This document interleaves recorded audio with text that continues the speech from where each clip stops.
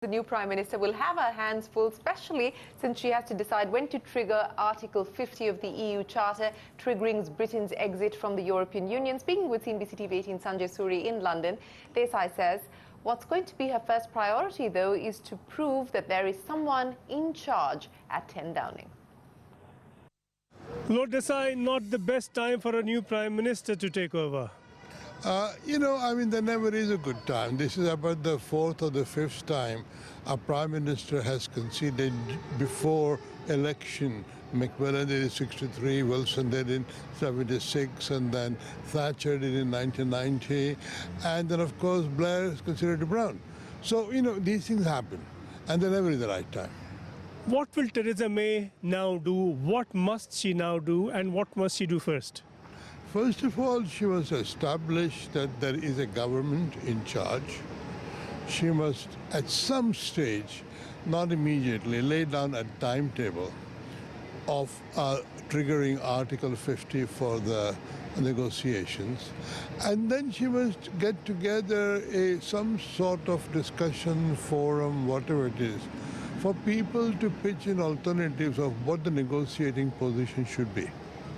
She has to lead Britain in a direction opposite to what she wanted. How will she manage that? I think in politics you always know that you may not get your way, you may have to do something different. Now, it has quite a lot of people who wanted to remain are somehow hoping that we will still remain, but some subterfuge or other. I think she has to be very clear that people who won the referendum, and I was on a losing side, but people who won the referendum must not feel cheated. Very important. Otherwise, her own party will split. And I think the country would be in great trouble. So I think the politician's job, her job, is to give people assurance that although she was not on their side, she would deliver what the people decided. And she would do it in a very efficient way, which will benefit the UK as much as possible.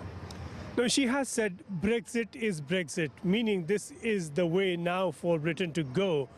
But do you think there is any possibility of another referendum down the line under somewhat changed circumstances? Not on this particular question, but the negotiations are going to take about 2 years. And at the end of it, there will be an exit package. Now, to some extent, it may not be under our control, but it may be that that exit package could be put to the British public and say, do you approve? Now, I think, exit package is a complicated thing. You can't have a referendum on, a 30-clause treaty or something like that. And my view is that if people want certain big things, like they want control of immigration, I think that's a top priority. She has to get an agreement which allows the UK to control immigration from the rest of EU. Whether it's a good thing or bad thing is not my concern. My concern is that's what people wanted and that's what we must deliver. But then the flip side of that will be that you can't join the single market. Yes, people said they care more about stopping the immigration from the single market. The single market regards that as a basic freedom to be in the EU, and therefore we cannot be in the EU.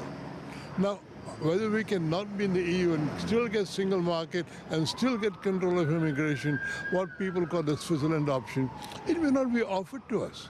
We are not sort of shopping in a supermarket where we just choose whatever we like. We have 27 other people who have been upset by the fact that we have withdrawn.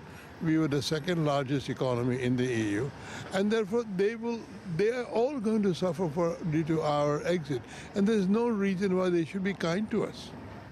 Well, that was Lord Meghnad Desai. Shifting focus back home then, vegetable and food prices are soaring in and around Mumbai, and it's not because of the constant downpour in the city.